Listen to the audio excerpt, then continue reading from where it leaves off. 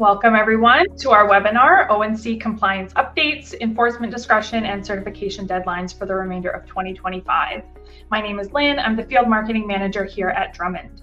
Now I'd like to introduce you to today's speakers. We have Heather Kelty, Certification Program Director at Drummond, and Jimmy Laycock, Certification Audit Manager at Drummond. I will pass it over to the speakers now to get started.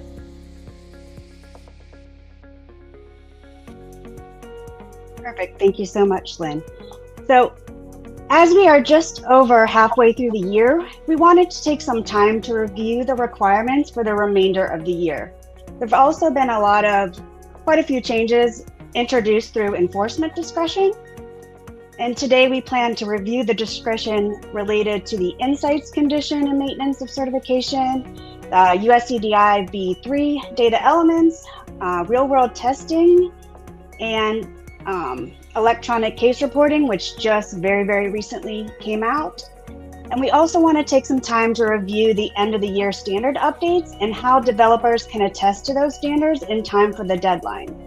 And lastly, we kind of want to touch a bit on the future regulation that's currently being published. Thanks, Heather. And thank you all for joining us today. Hope you are well and enjoying your summer. It's hard to believe we're already in August. So let's jump right in. So as Heather said, there's several of these enforcement discretion notices that have been issued recently. This term's been around for a little bit with the program, but as of late, there's been several of these issues. And today we'll be discussing several of these, how they impact the certification program. And, really just as like the term states, these notices allow ESTP, ONC, as well as ACBs to have enforcement discretion over certain requirements defined in current regulation. So this means that without these notices, if developers didn't adhere to a certain requirement, they'd be subject to potential surveillance or an issue of a nonconformity with the program. So these basically allow for discretion over enforcing any of these requirements. So this first one is the insights condition of maintenance of certification. So Executive Order 14192 was issued earlier this year by the current administration. And the goal of that executive order is to reduce burden and avoid sunk costs for developers. So just a little bit of background on the insights condition of maintenance of certification. This was originally mentioned in the 21st Century Cures, where they had established a new reporting program that when HTI 1 came out, they had renamed it the Insights Reporting Program. Originally, it included several criteria with like a phased approach over several years. But with this Executive Order 14192, which again, the goal was to reduce burden for developers, only developers certified to G10 need to actually report through this Insights program.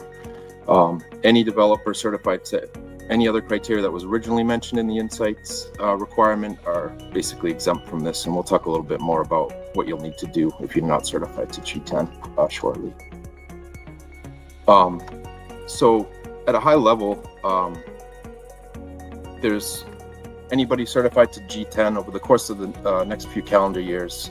There's a few different metrics that you'll need to collect data for and submit. The ONC has their certification companion guide, CCG, as well as some fact sheets for these measures that have some additional information. But really at a high level, there's this first year, there's 3 requirements. So the first one is the number of deployments with at least one fire resource returned overall and by user type.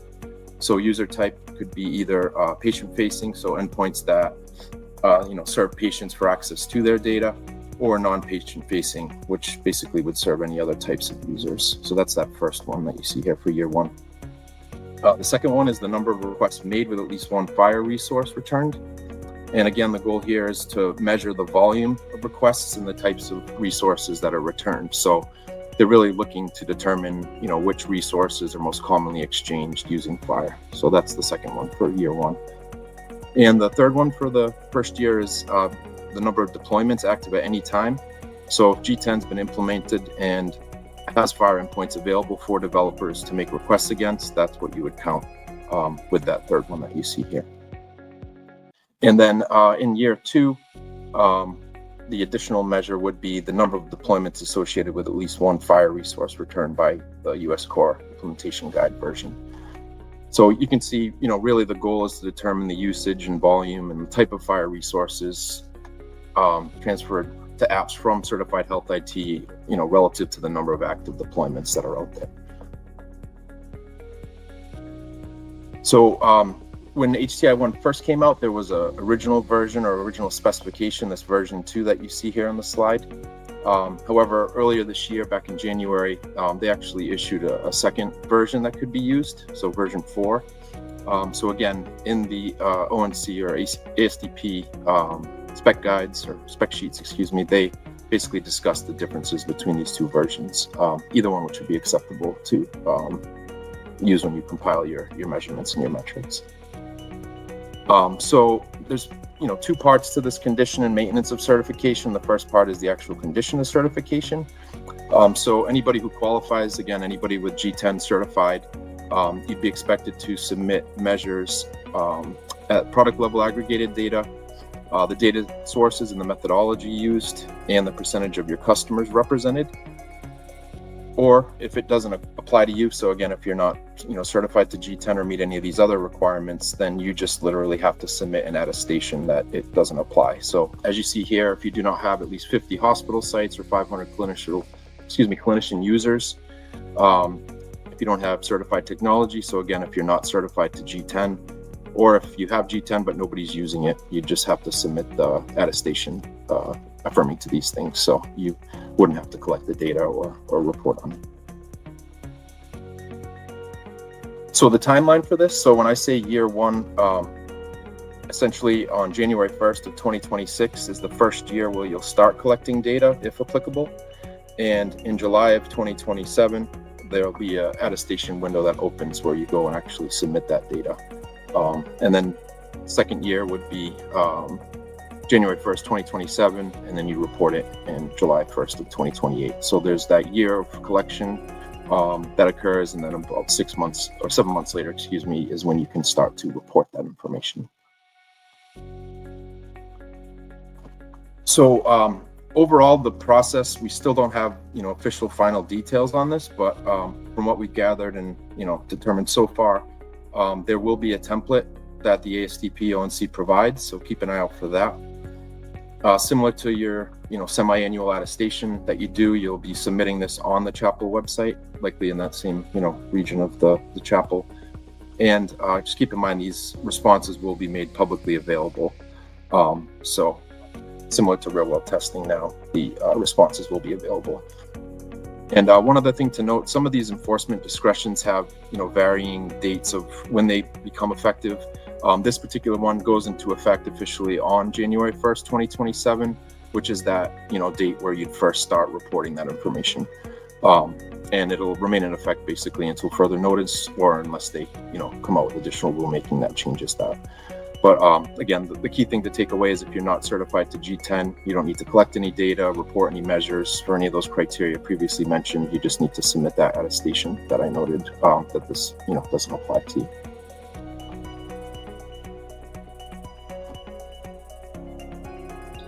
Perfect. So there was also some enforcement discretion that was issued for USCDI v3 data elements as part of Executive Order 14168.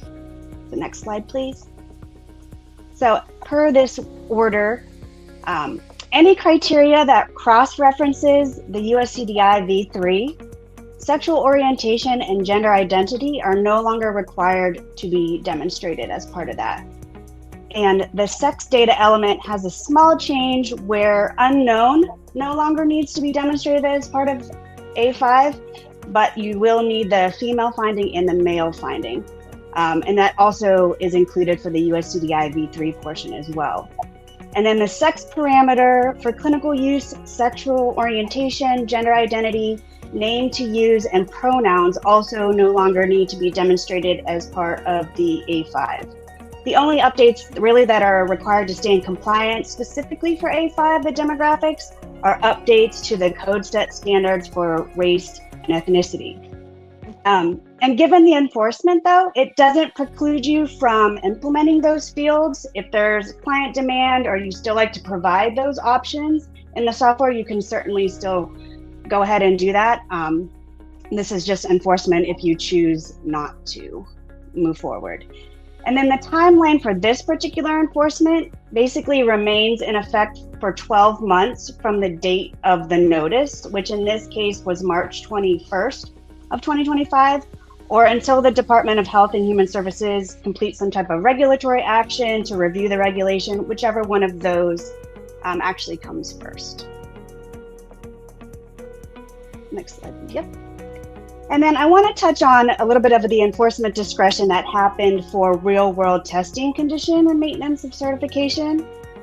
So as part of the executive order for 14192, which Jimmy kind of mentioned, enforcement discretion was put in place, which currently covers the calendar years 2025 and 2026.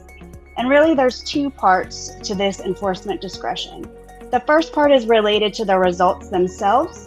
So for real-world test results due at the beginning of February of 2026, which would have been our deadline for the 2025 testing year, only metrics for the criteria G7, G9, and G10 are now required to be submitted as part of that results submission report. The second part of the enforcement discretion is related to the real-world test plan itself. And so developers are not required to submit a 2026 real-world test plan that would have been due in the beginning of November to fit into our timeline. Of course, you can still decide to submit results for other applicable criteria if you choose. So if you wanted to include your care coordination and other metrics that you may have already gathered up until this point, or if you choose to still submit a plan for the 2026 year, keeping in track with the yearly compliance updates, we'll still, by all means, review that. If you do choose that route, we'll make those reviews for you, and that'll get posted on the chapel as well if you choose to do that. Separate reminder, especially because it's all narrowed down to API criteria, any low usage or non-deployed capabilities still require metrics to be submitted as part of those results. So this can be accomplished in a couple different ways, including the usage of synthetic data, like in the mirrored production environment. And I know the real world test guide document kind of touches on different ways that this can be met if it's low usage or non-deployed. So that's probably something that would be good to look at as well. And then again, the enforcement for this particular one, it remains in effect until 12/31 of 2026, or until the Department of Health and Human Services completes the regulatory action to revise the criteria. And I know we're going to have a webinar, but as part of HTI4, they did touch on some changes to real world testing, so stay tuned for those. But for right now, this covers the years 2025 and 2026 as well. And then I know this is very, very recent, but we wanted to touch base on it and at least acknowledge that there is now enforcement discretion related to electronic case reporting. So just released as part of that Executive Order 14192, this enforcement discretion relates to the standards part of F5II and the continued usage of F5I. We are still kind of getting some additional clarifications from the ASTP ONC, so please be on the lookout for additional information. Once we have those clarifications, we'll touch base on them in a blog and probably our newsletter and in some other avenues of communication, just to make sure you're aware of all the changes, since that one is very, very newly released as well.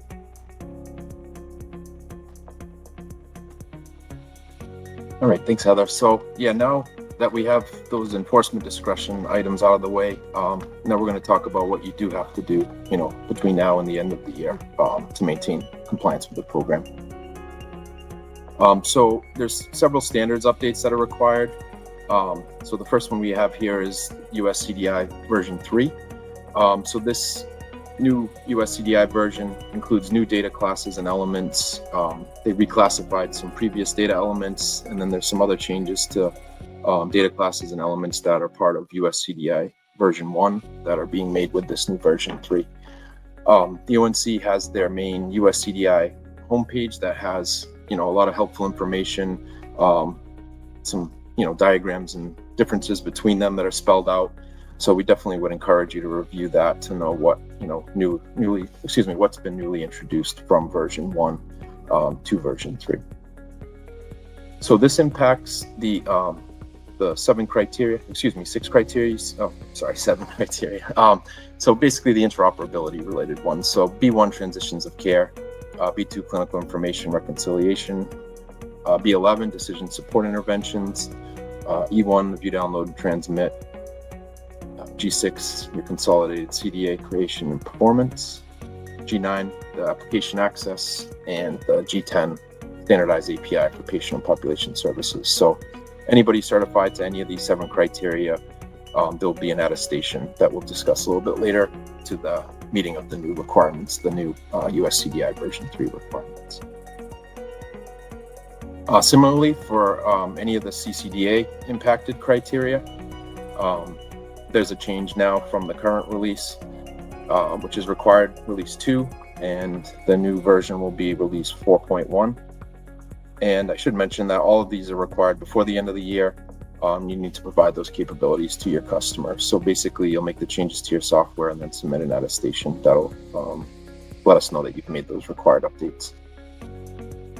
Similar list of impacted criteria. So there's 6 of them here. You can see, again, mostly those interoperability related, the B1, B2, B9, E1, G6, and G9. So again, if you're certified to any of these 6 criteria, we'll need to get that attestation submitted saying that you've made the changes to accommodate this new CCDA version. So there's also several other code sets or updated code sets that need to be adhered to.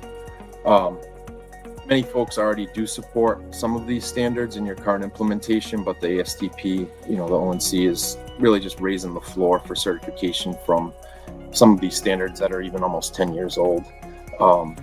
So just to kind of walk through each of these, for A5, so like Heather mentioned earlier, there's new race and ethnicity and the coding of sex. A12, family history, there's a new baseline SNOMED standard. For A15, there's the new LOINC code standard and the UCOM standard that need to be accommodated. B1 has SNOMED standard updates and other changes for sex that you can see here. For B3, they just updated the minimum RX norm standard. So again, a lot of folks have accommodated this for a while, but it's just, again, kind of raising the floor of certification to get to these newer standards. And then just rounding out the rest of the minimum code set requirements. For CQMs, there's, the new standards you see here. If you're certified to any of these criteria, again, you'd need to update these. Your public health, so F1, F3, F4, you can see there's new SNOMED or LOINC codes or RX norm codes or NDC codes. And then F5, this slide's a little dated with the most recent enforcement discretion, but stay tuned for more information on what's required for the F5 changes.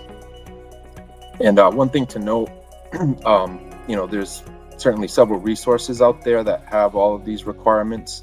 Our knowledge base article, the compliance timelines is the name of it, basically has a list of every criteria that has the associated changes that you'll need to make. So if you're wondering, per your product, specifically what you need to change, please take a look at that knowledge base and you'll see the list of all the criteria and what changes you need to make.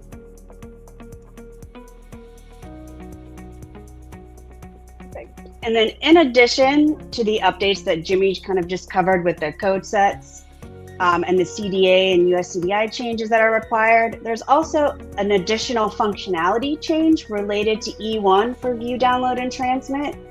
So developers must implement the ability for a patient and their authorized reps to use an internet-based method to request a restriction to be applied for data that's contained in the USCDI. So that is one additional change for E1. There is also a change for G10 as well. If you advance the slide, please. And this one for G10 has the required changes to update your FHIR US core implementation guide to support the USCDI v3, as well as an updated Smart Application Launch Framework Implementation Guide release. So please keep those in mind as you update your criteria for the standard code sets and the other things that were covered by Jimmy earlier. These are just additional ones that need to be addressed for these criteria as well.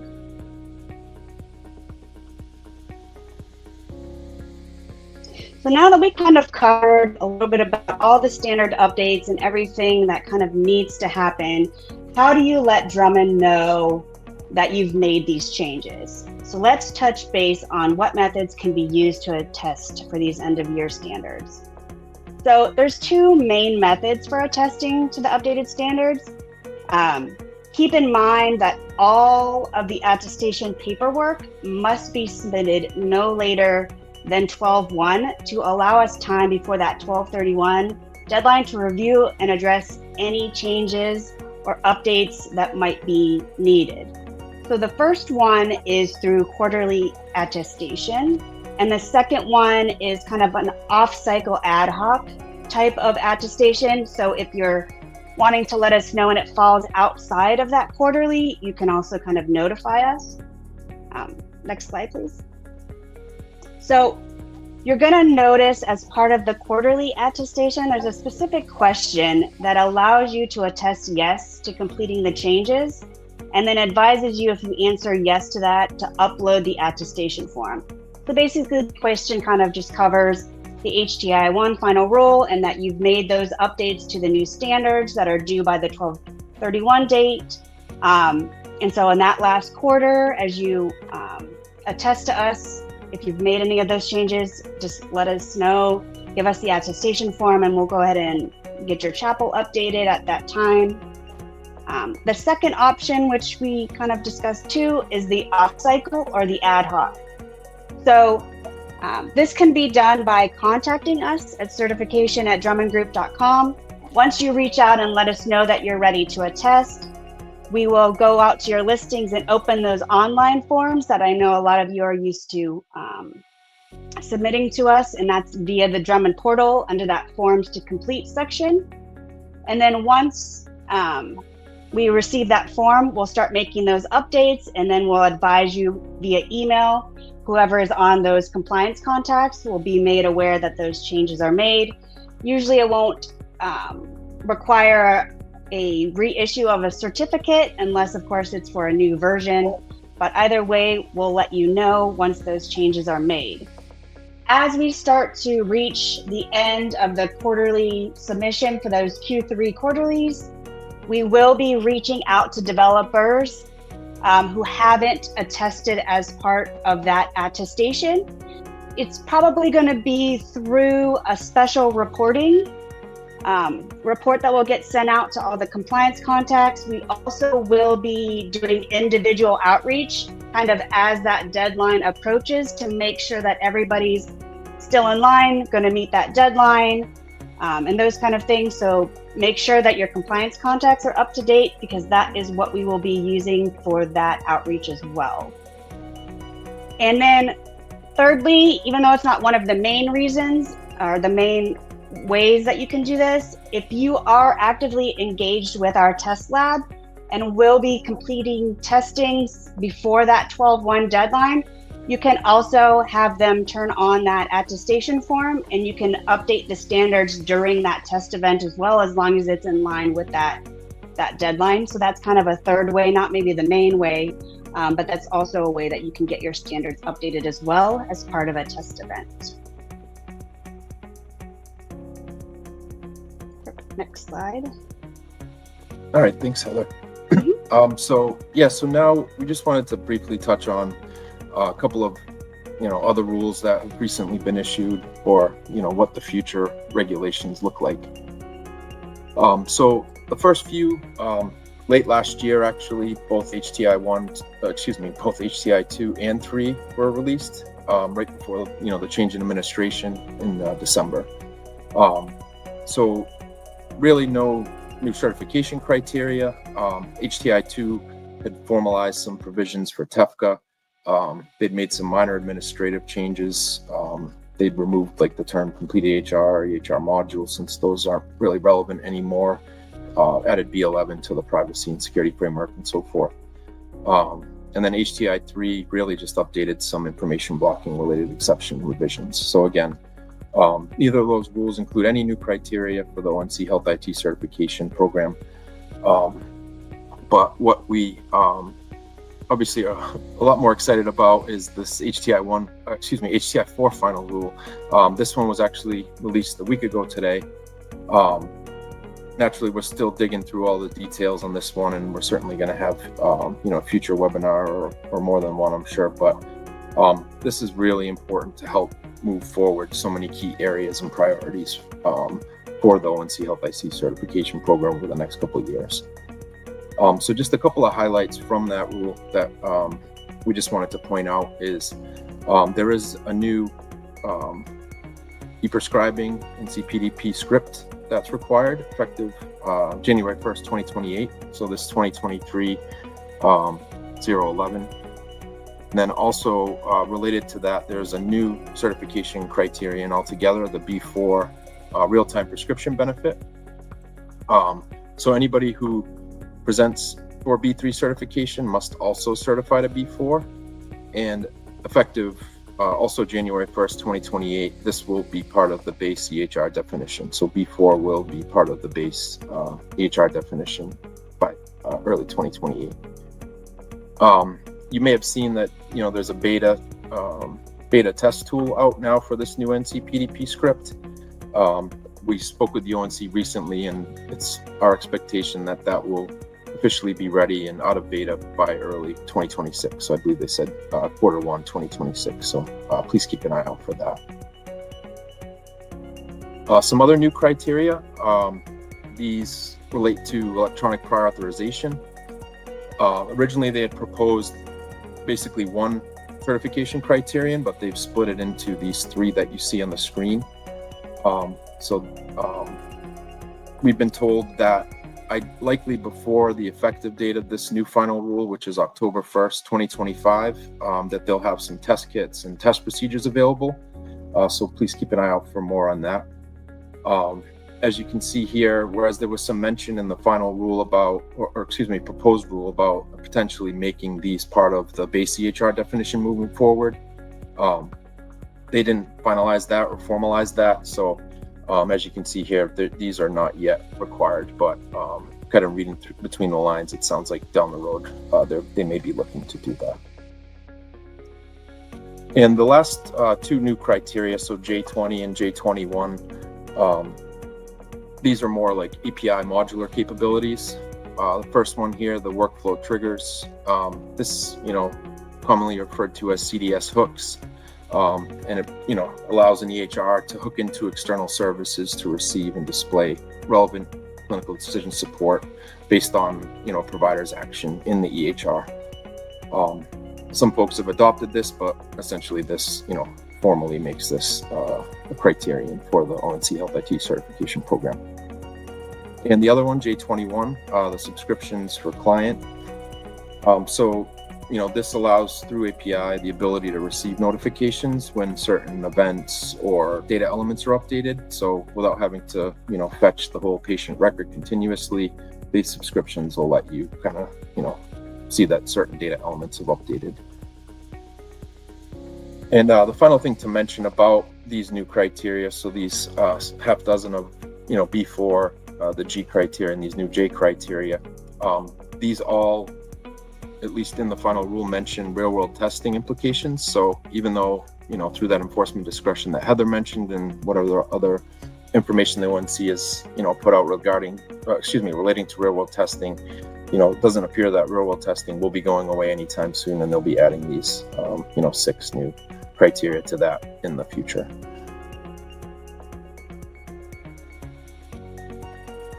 All right, so that's all we have today for the enforcement discretion and the required updates.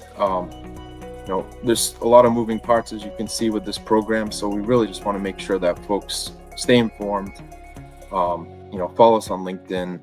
Make sure you get our newsletters, blogs, and webinars that we try to do, very often. Just stay updated on those. On our portal, there's usually banner announcements for any major changes. Our knowledge base, like I mentioned earlier, that compliance timeline specifically, that one has, again, per criteria, what changes you need to make by the end of this year. Make sure that we have the right compliant contacts up to date. So for just general outreach, and then also notifications such as, the special reporting that Heather mentioned earlier to capture your new attestation for standards. We just want to make sure we have the right folks getting the right messages, is, really the common theme. And, certainly reach out to your account managers with any questions, or this certification at drummondgroup.com. That's, really our bucket inbox for receiving questions for things like that. So please make sure that you guys are staying in touch with us, and we'll get you all the information you need. Yep. And just so everybody's aware, our test lab is going to have a webinar in September that covers the HTI-4 updates. I see quite a few questions kind of related to some of the new criteria, and we're going to make sure that we cover all of those changes as we digest the HTI-4 that just came out. And so those will be kind of mostly addressed during that webinar, but keep in touch with that. It's supposed to be sometime in September, again, so that we can kind of cover all that new stuff that you guys are going to need to start digesting as time goes by.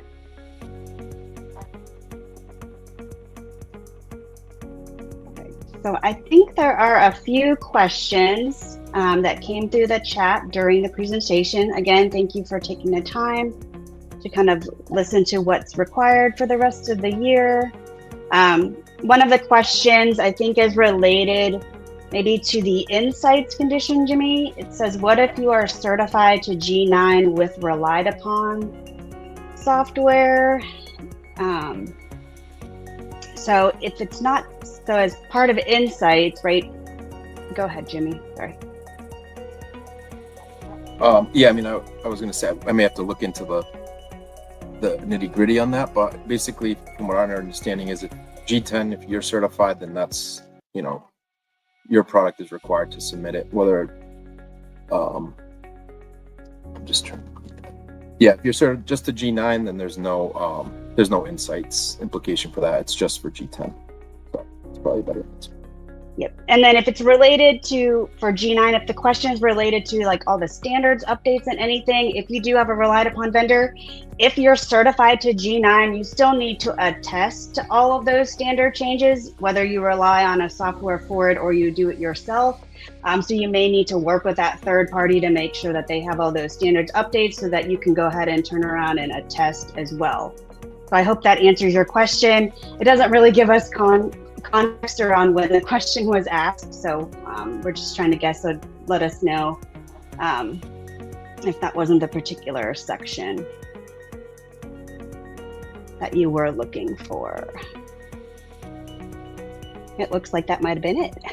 Perfect. So we also have a question for insights. Does the reporting requirement rely on number of users for the EHR?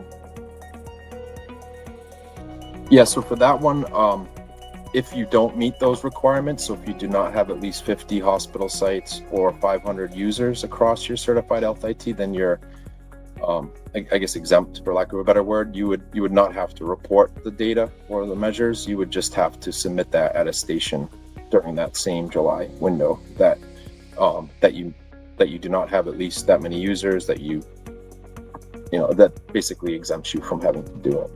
So you have to meet, if you meet any of those conditions, then, you basically won't have to report on that.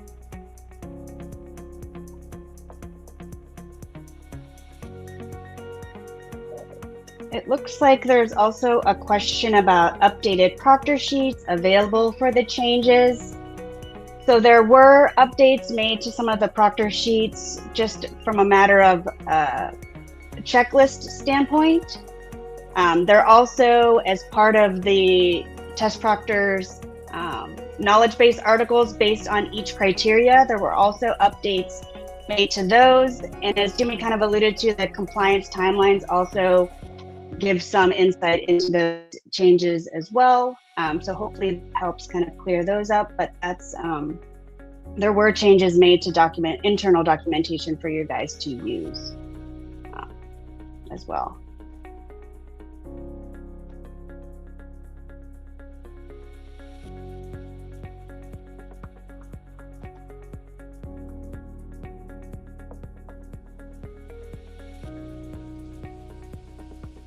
And it looks like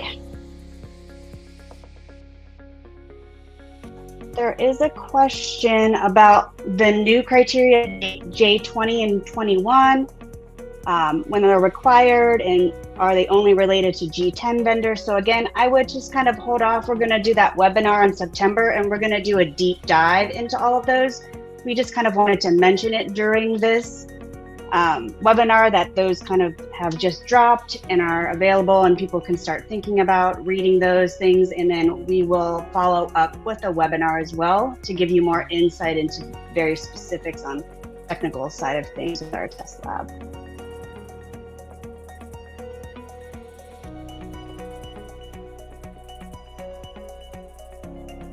I'm seeing one question about like the edge test tool. So whereas I don't have a date yet, I know yesterday when we met with the ONC, they said there were several fixes planned for August for various site tool issues. So I can't speak to Jim that specific question maybe, but I know they said that the August release will include several fixes. I think they're transitioning the teams that support it. So they reiterated a few times that any of the known issues currently would be fixed in the August release.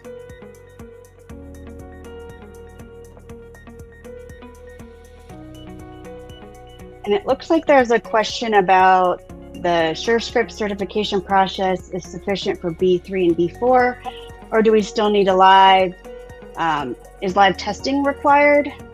So it's our understanding, and kind of speaking with the ASTP ONC, that you will probably, from the SureScript side, you will need to certify those changes with them, updating the script and running through any implementation that you might have with them to get their seal of approval. But it's kind of been alluded to us that there will also be live testing on the e-prescribing portion of those new changes, just because there's so many changes in the script and those additional things. So stay tuned for that until we get more clarifications. But from initial thought, it was told to us that there will be live testing associated with that. Again, outside of your SureScripts. There'll be a specific test tool and things that we'll need to go through. And again, that will most likely be a live test.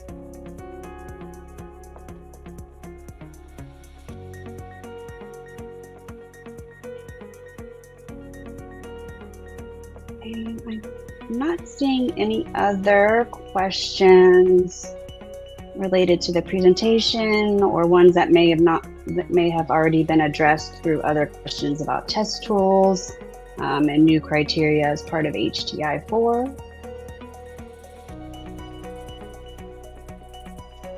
Well, then we can all take some time back. I don't think anyone would be mad with time back in their day. For sure. Yeah, so thank you, Heather and Jimmy, and thank you to everyone who joined our webinar. As Heather mentioned, there will be an HTI 4 webinar coming up in September. So if you're not subscribed to our newsletter, visit our website and subscribe to our Health IT newsletter so you're informed when that is. If you have any additional questions for the certification team, you can email certification@drummondgroup.com. Thank you again for joining us, and we look forward to seeing you at the next one. Yep. Thank you so much.